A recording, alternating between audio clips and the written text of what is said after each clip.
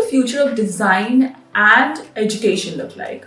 The future is inclusive. By inclusive, I mean it's inclusive of hands-on learning, the cultural aspects of where the students come from, and sustainability, not sustainability in terms of the geography, the people, and the climate in and around that area.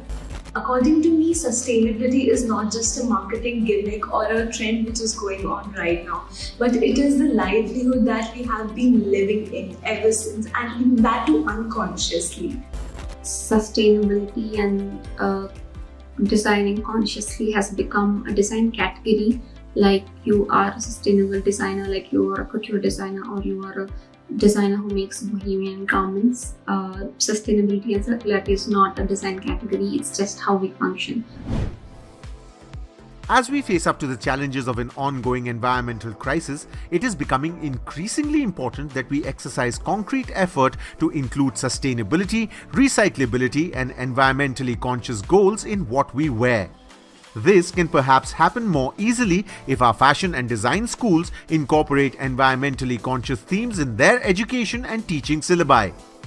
Some schools like the NIFT India and the London College of Fashion and Cambridge University have already set the trend by teaching responsible fashion. What should the future of fashion and design education look like? Our panel deliberates. Be inspired. The role of environment consciousness in education innovation. Kartikeya V. Sarabhai, Professor Dr. Vandana Narang in conversation with Nandita Abraham. Kartikeya V. Sarabhai is the founder director of the Center for Environment Education, established in 1984 as a Center of Excellence of the Ministry of Environment and Forest and Climate Change, Government of India. Kartikeya Sarabhai is the co-chair of the Global Citizenship Working Group convened by the Brookings Institution to examine how global citizenship education is measured and make recommendations for new ways of assessing learning. Professor Dr. Vandana Narang is currently the Dean Academics at NIFT, that's the National Institute of Fashion Technology. Her research and publications are in the field of pattern making, and she has written several books on pattern making. The area of her PhD was menswear pattern development, and her other interest is in the field of zero waste pattern development and Indian pattern making. Nandita Abraham is the CEO of Pearl Academy, an energetic leader who works with a mission to keep students at the center of all initiatives. With over 20 years of dynamic experience across corporates and academia, Nandita joined Pearl Academy in 2001 as a faculty. Over the years, she has worked successfully at various positions within the academy. From being a faculty to heading corporate relations and marketing departments and Mumbai campus, Nandita has driven multiple initiatives and has championed pedagogy enhancement and student learning initiatives with a keen focus on internationality and industry connect. As we face up to the challenges of an ongoing environmental crisis, it is becoming increasingly important that we exercise concrete efforts to include sustainability, recyclability, and environmentally conscious goals in what we wear, rather than grabbing whatever designer brands and others make. But that's a difficult thing to do. Could this loop be closed if our fashion and design schools incorporate environmentally conscious themes in their education and teaching syllabi? Colleges around the world have already started examining responsible fashion, but let's look at what the next steps could be. This is a question for both of you. Could you tell us about what is your approach to sustainability and how does that relate with fashion and lifestyle today?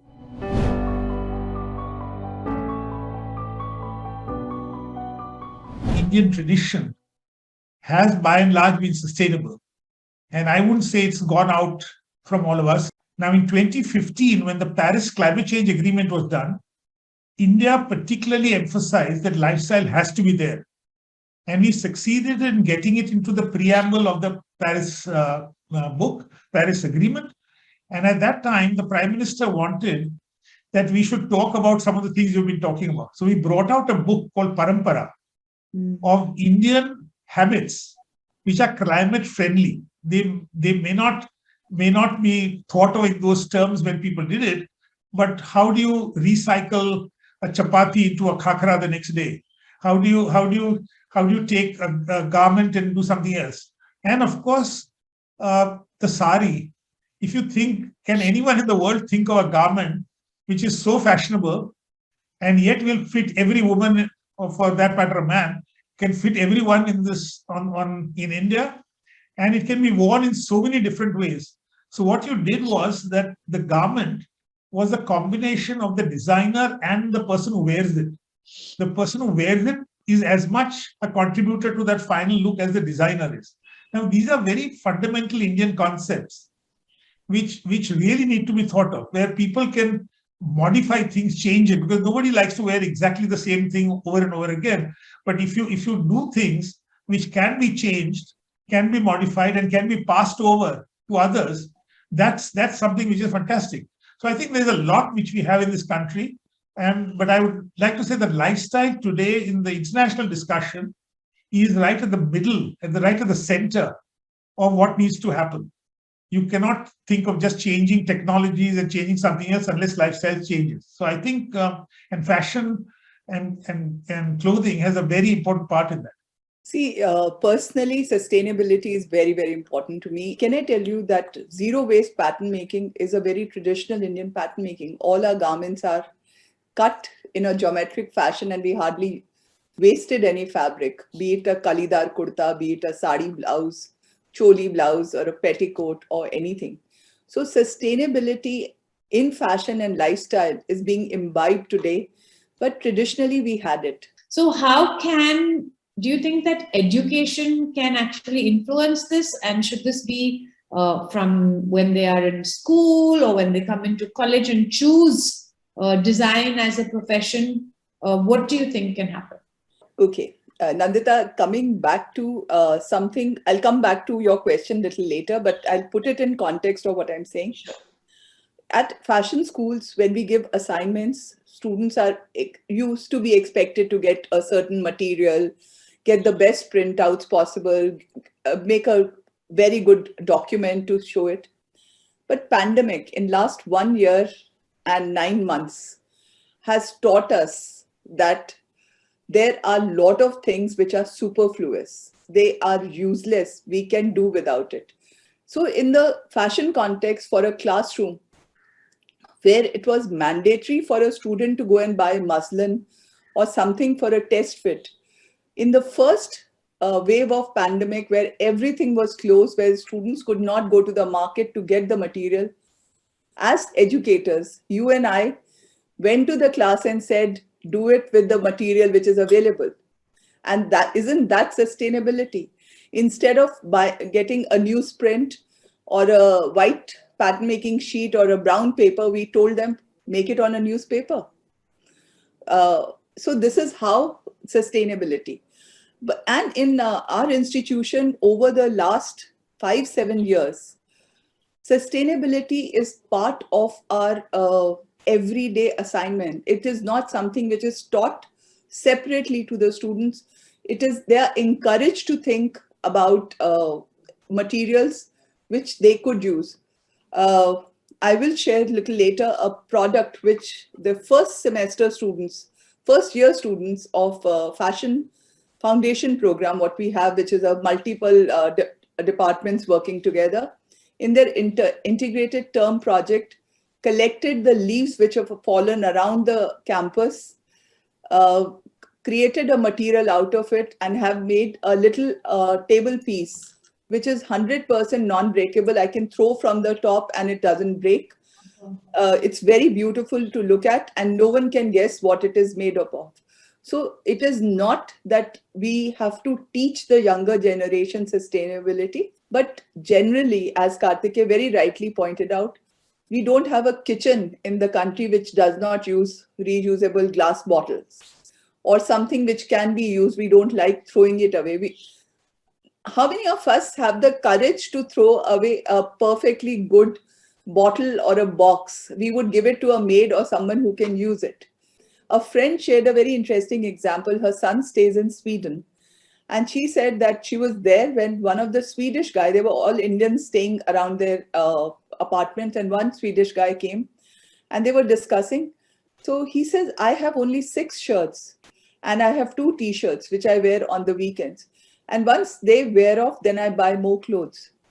How many of us Indians, that is where I say we have really lost it, whereas a lifestyle is concerned.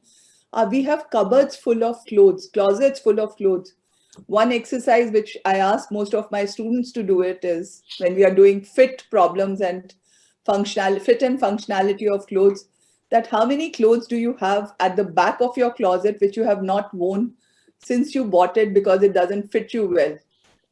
And I think if all of us examine that, we will have at least 10 items of clothing which we have hoarded away, and so on. And it can go on and on. I'm sure. So, Kartika, you have been involved really in education beyond this for so many years. How do you bring this environmental consciousness into education, and how can we ensure that it stays in the future and that whatever we bring in has a solid impact in the future?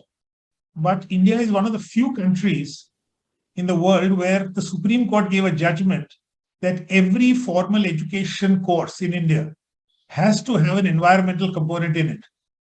And not necessarily as a separate part, but integrated into whatever you teach. So we've now got the basic mechanisms. It's not perfect the way we teach it, but it is part of everything in India which you teach in any formal program. So that is a start. When Levi first went to California from Armenia or somewhere, he saw that for the gold rush and other things, people needed a hardy cloth. And he made the jeans. And he made the jeans which would last a long time. It's not something which is a designer's dream because it lasts a long time. And then you found that people were still wearing it when it was torn. So now what do you do? So then what they started doing was to say that even a torn jean looks good. But then what the designers took over and started pre-tearing jeans and selling them. Fashion is something which, for instance, just now in Kutch, we are promoting a Kala cotton. It's an indigenously grown cotton seed, and it's a rough one. But the minute it's looked on as fashion, people are going for it, and it's getting a higher value. So I think the leaders of fashion need to make sustainability fashionable. I don't think you can take fashion out, but you have to say that it is fashionable to be sustainable, I suppose, and do things which are sustainable. Super, and I think the product still needs to look great, feel great, have a nice story around it. You do have designers, Nandita, who are doing slow fashion. Absolutely. Who are doing niche areas and doing slow fashion. And what Kartikeya said, we had the same experience for Khadi. Khadi was not popular till we started telling the story that these natural slubs are part of the beauty of the garment, and that it started selling.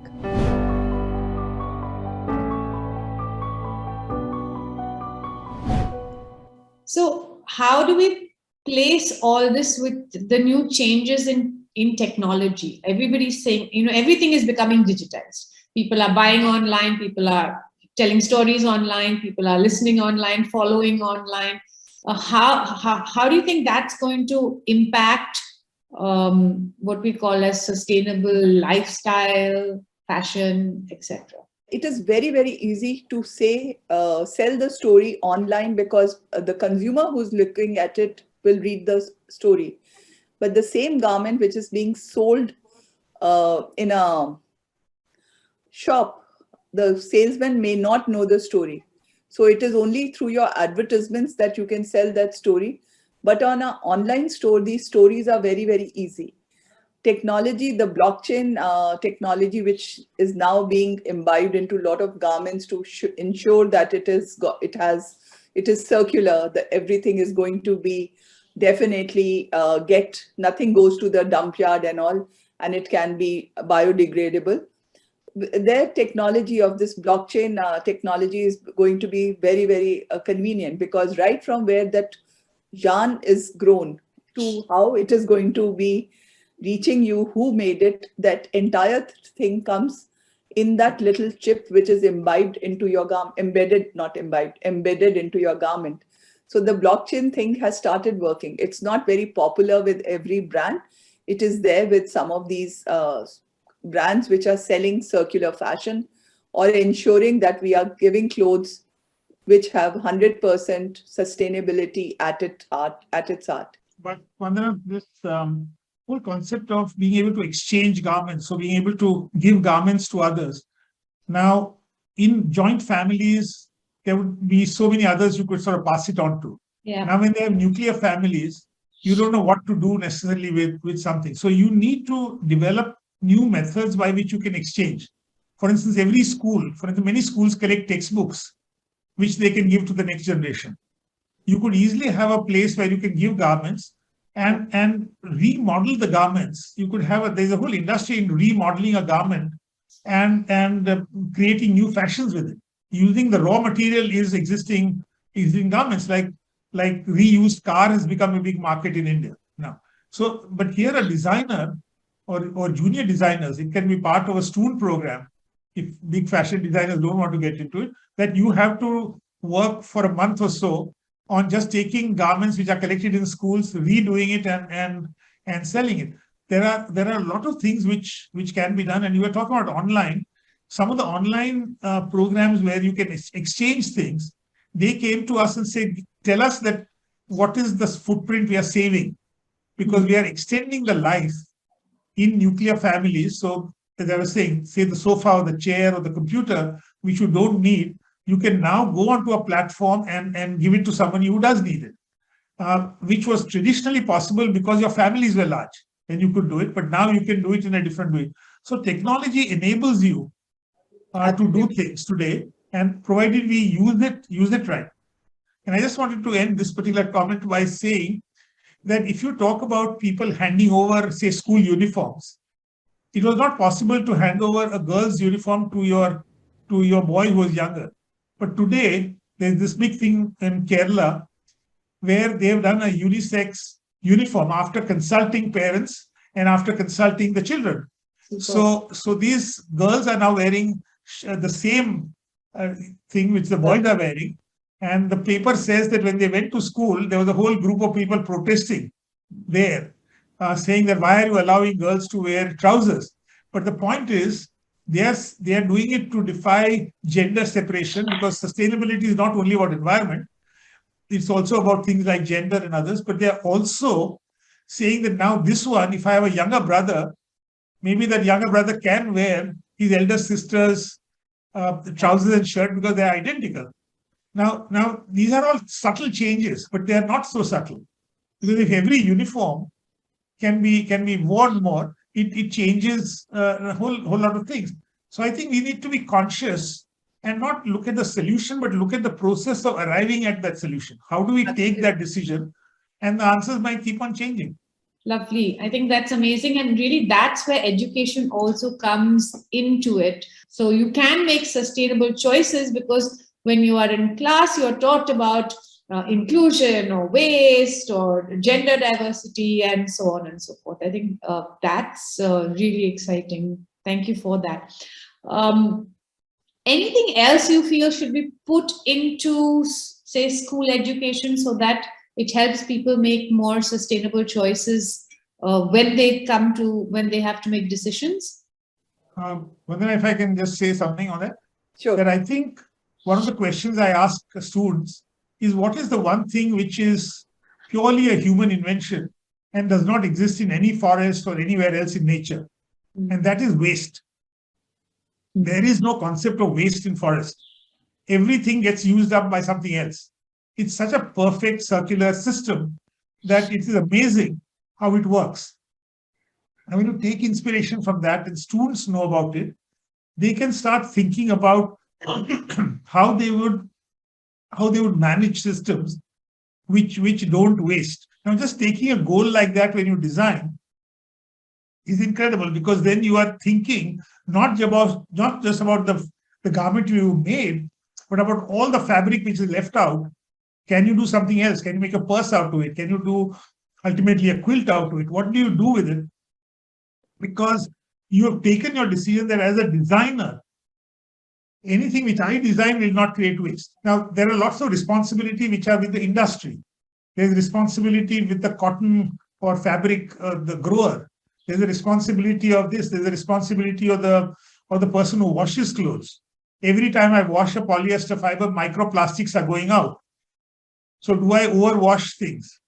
There are responsibilities all down the line. So first of all, I need to understand the whole chain, but I understand what I do as a designer. What can I make a difference?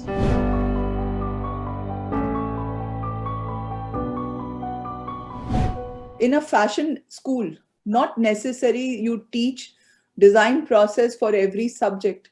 You teach one design process, and that design process carries forward for everything, right from illustration class to a pattern making to a draping to their graduation collection. We follow the design process. It's part of the whole thing. In the same manner, sustainability is very much part of it. And what I normally tell the students, in today's world, anything which is a smart design cannot be smart until and unless it's a green design or it's a sustainable design. Until unless you can think of how it is going to impact everyone else around it. As Kartike said, that I use every bit of the fabric into the garment is one designer's goal. There are brands who are in Bangladesh. I visited a factory who produce for I don't know how many brands. It's one of the largest manufacturers. They have a separate brand where they only use the leftover or the waste fabric which falls on the floor, and they create garments out of it. No two garments are identical, because the fabric, whatever is left from it, it is produced. But that has become a fashion statement or has become a design statement. So it is how we tell the story. And last, story. our design students, especially our youngsters, if you leave the problem to them, the kind of solutions they come up with are mind-boggling, and one learns practically every day on the job.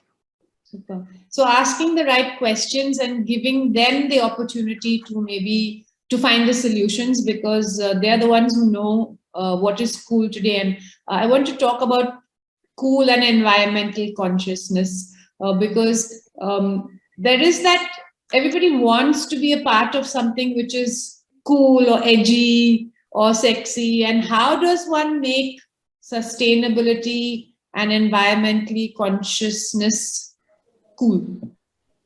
I think we have to first of all get the colonial mindset out of our mind.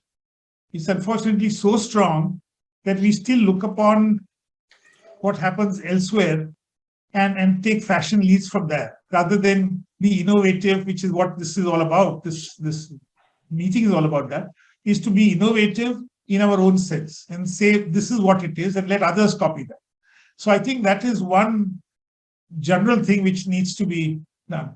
But I think people need to feel cool about something. For instance, wearing fur used to be high fashion. And today you wouldn't be caught wearing fur in any of these communities because it's not cool. Yeah. To some extent, Shatush has gone through that type of phenomena. But the definition of cool needs to be also green, but that doesn't mean it's not good looking. I think one doesn't have to say to be cool, one has to not be fashionable. I think you have to be fashionable. I just wanted to say that, for instance, in Japan, they found that a very simple act, which is that no men wear ties, means that they could increase the temperature of their air conditioning in all their offices by 2 degrees.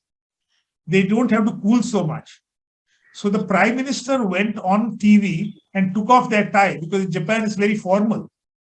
And it's called Cool Biz.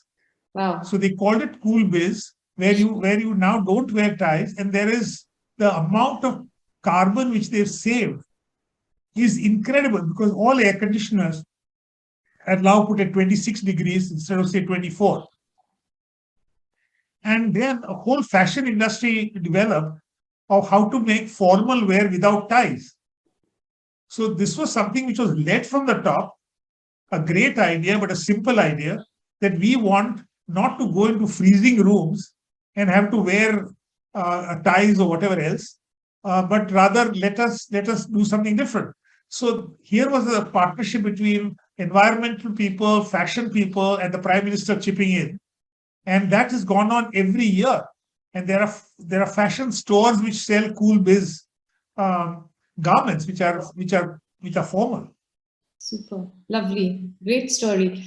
I just wanted to touch on one more area because I don't know, Vandana, whether it's because of the pandemic or just because people are looking ahead. Now there's this whole thing of the metaverse, and people are having lives in the metaverse and in our verse, and then there are brands now selling things in the metaverse and NFTs, things that otherwise we thought didn't have value, are beginning to have value. So is there a way that we can instill sustainability into that, or we can use those stories to help with the environmental consciousness? Have you seen anything like that happening, Karthikeya or Vandana? I still think that fashion leadership and people who lead fashion, if one really gets to them, Yeah. they make something fashionable. This is what it is. Fashion is about not only yourself internally, but also what it seems. And I think Indians really are innovative. It's only that we are still too imitative. And I think we need to get out of that imitative mindset and really inculcate in all schools that we can all design. We don't have to be so self-conscious about what we wear. But if we like it, it is a statement. And how we look upon others who might wear different things. So clothes are so fundamental to so many attitudes of class, attitudes of gender, attitudes of sustainability, that I think they really speak as much as we speak, what we wear. And I think, therefore, putting that concept into design education is at the heart of why this discussion is so important. This discussion is important because we need to do it, and we need to put it in the larger framework of sustainability. The Sustainable Development Goals, for instance, are not confined only to environmental sustainability, but also to social ones and also to economic ones. And these are things which are so important. Karthikeya reminded me of a collection of 1996 of Isi Miyake, which he did with muslin, where each piece was like a collaborative design. You could wear it the way you want. It could be a top or it could be worn as a skirt. And when he was talking, it just suddenly I had this vision of that collection, which I had seen in 1996 in the Miyake store, and it was so beautiful. Sure. But there are designers who are working like this in India also. And yes, it took little bro beating, but it worked. And we had collections where people made complete collections out of their mother's saris or bed sheets at home or old curtains, and beautiful collection. And recycling has been part of fashion industry. It has really not taken up so much in India because of certain prejudices we have. As organ donation has taken a lot of time for Indians to come up with and accept that organ donation is something we need to do for the society, for the coming generation. I think this sustainability, the younger generation or the Z generation or Alpha Z generation or what we want to call them, is ready to take on. This is in my experience of so many years of teaching fashion.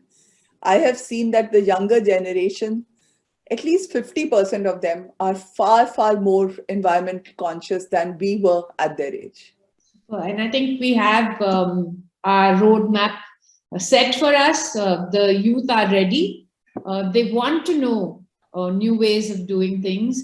And if we can build that into the curriculum, into education, asking, not preaching to them, like you said, not having sustainability or SDG goals as a separate topic, but asking the right questions, creating the right environments where they can make decisions themselves. Also really interesting points about influencing top designers. So how can we get an influencer to talk about sustainable clothing? Because As you said, Kartikeya, fashion is something that's very contagious.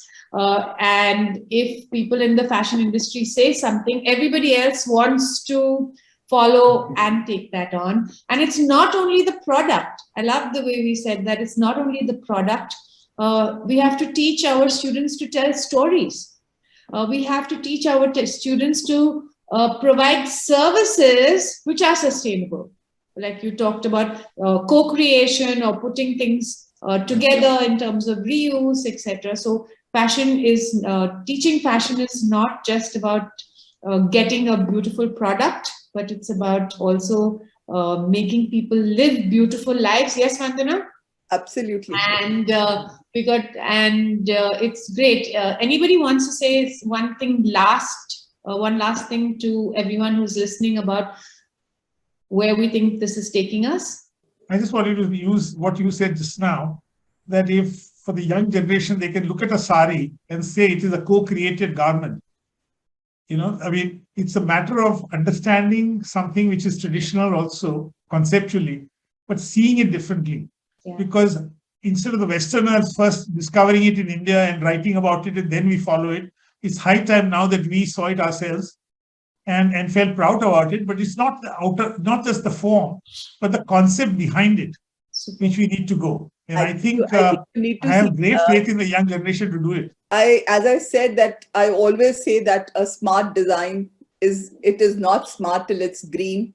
And if we can instill this in our younger generation, that it is not enough to be beautiful, it has to be sustainable, or it is not enough to be sustainable, it has to be beautiful, unless people feel like buying it.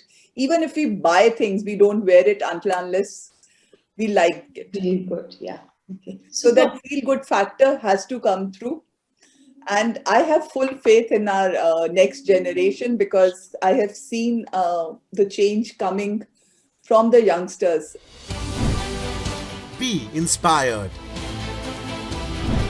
An innovation can change the world. All we need is passion, focus, and a desire to help. If you have an innovation, please send it to us at whatever stage it is in. Our panel of experts will assess it and help propel it towards reality. The sky is your limit. Don't wait. Mail us your idea or innovative thought at beinspired@teamworkarts.com.